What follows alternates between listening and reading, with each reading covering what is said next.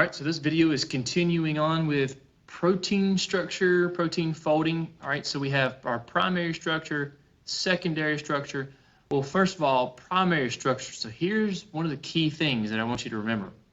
So first of all, we have amino acids bonding together, but what type of bond is it that forms this structure? Peptide bonds. So like we said in the previous video, peptide bonds form the carboxyl end to the amino end of another amino acid. And notice here is the R group. So these R groups are different for each amino acid. Okay, so peptide bonds for primary structure. What about secondary structure? Well, it says it right here in all caps. Hydrogen bonding. Hydrogen bonds are what cause either the alpha helix or the, it's actually called a beta pleated sheet. All right. So next we have tertiary structure, which is indicated by 3'. Tert means third. All right, so this refers to the overall shape of each individual polypeptide chain.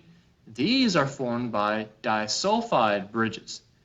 They help stabilize the protein's folded structure. So what type of bonds form tertiary structures? Disulfide bridges. What element do you think is involved in disulfide bridges? Well, disulfide. So we have two sulfurs trying to bond together. These bonds form when cysteines of a type of amino acid are near each other in a polypeptide. These cysteines form a disulfide bond or bridge, which is much stronger than a hydrogen bond. The tertiary structure is also partially determined by ionic interactions between certain R groups and by hydrophobic interactions. All right, so that's getting a little too complicated. We're going to focus right now on the disulfide bridges. So here's your tertiary structure. All right, so keep in mind that this looks like just a linear object, but it's actually either a alpha helix. You know, this diagram could be better, so let me just draw on it a little bit. Let's do yellow will stand out pretty well, I think. All right, so let's say, so the primary structure is folded around, and this goes all the way in an alpha helix. And remember, the alpha helix is formed by hydrogen bonds. So there are hydrogen bonds right in between, right here. What is forming this alpha helix, okay, holding that together. And so then we get to the tertiary structure. So here is the cysteine. Now you may not know what a cysteine is, but we'll talk more about it later, but just know that the cysteine contains sulfur. So here's the sulfur of this cysteine, and here's the sulfur of this cysteine. Separate them like that.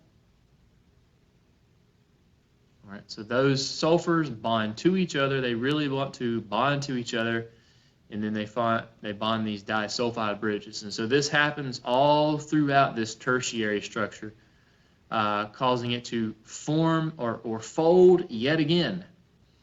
And then here, like it was talking about earlier, we have also ionic bonds that occur between positives and negatives, and then we also have some hydrogen bonding going on here. Hydrophobic interactions are talking about the R groups on amino acids that repel away from water. So if there's water here, it may push it in that way, away from water.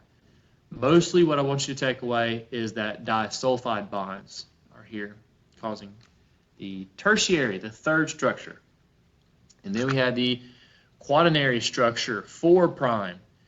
This is when two or more polypeptides are woven together to form an overall structure of a protein. All right, so this is when you have your end goal, your quaternary structure, your end goal. An example of a protein and quaternary structure is hemoglobin. So where do you find hemoglobin? In your blood, exactly. So in your blood, hemoglobin is on the red blood cells. And what it does is that it captures oxygen. So whenever I breathe in and breathe out, I need to do more of that right now. I just walked out the steps. Breathe in, that oxygen bonds to the hemoglobin on your red blood cells because there is iron also woven into this structure. But here it is. Here's your quaternary structure. All right. So here they are in recap, all in one diagram. So we had a primary structure. Individual amino acids linked together by what type of bond? Peptide bond, exactly. A peptide bond is a type of covalent bond formed to be between what two ends of the amino acid?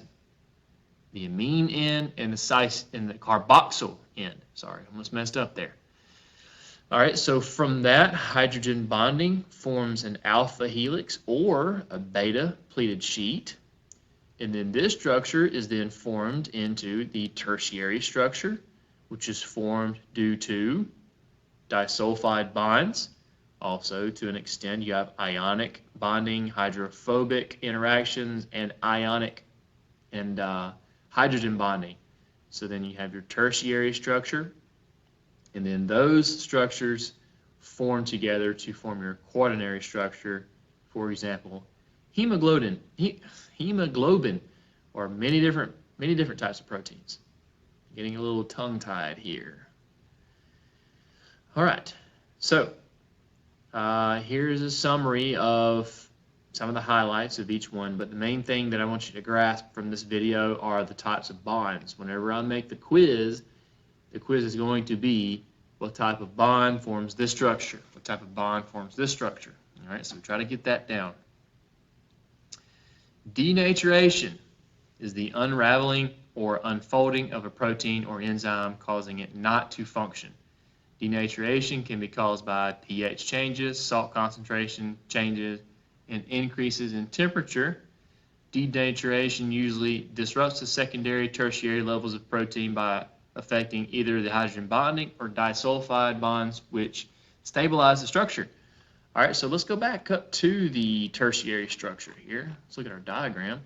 So what it's saying is that one of those different scenarios, heat, pH, like an acid or a base, salt, those things can break these bonds, break these bonds and these bonds. And so if these bonds break, the structure is going to unravel and the protein is going to denature. Now, this could be a bad thing if you have proteins on your skin and you're exposed to an acid. The proteins in your skin might begin to unravel, and it would be very painful and create a wound on your skin. If you have stomach acid in your stomach and you vomit a lot, there are places in your upper digestive tract, like your mouth and your throat, that are not very well equipped to dealing with hydrochloric acid. So that low pH, it's like 2 or 3 pH, your stomach acid can denature the proteins inside of your esophagus and wear down your esophagus. Now, let's say a good example, you want to eat some chicken. The first thing you need to do is cook it. So at first, the texture of the chicken is pretty tough, slimy, and all that. But then after you cook it, let's say you boil it, high temperature, that also denatures proteins. And so it causes those proteins to unravel, and the chicken is easier to pull apart, it's easier to eat, it's more tender. And then you ingest that, and it goes into your stomach. Then you have enzymes that will then further break down these bonds, as well as the pH. The low pH of the acid will also help to denature these proteins. So you have a lot of processes going on there, all to denature proteins so that you can digest that yummy, delicious chicken. All right, so I'm going to say the nitrogen cycle and nucleic acids for yet another video. There's just a lot of information to cover, and I'm trying to help you guys out with videos. So let me know if you need anything.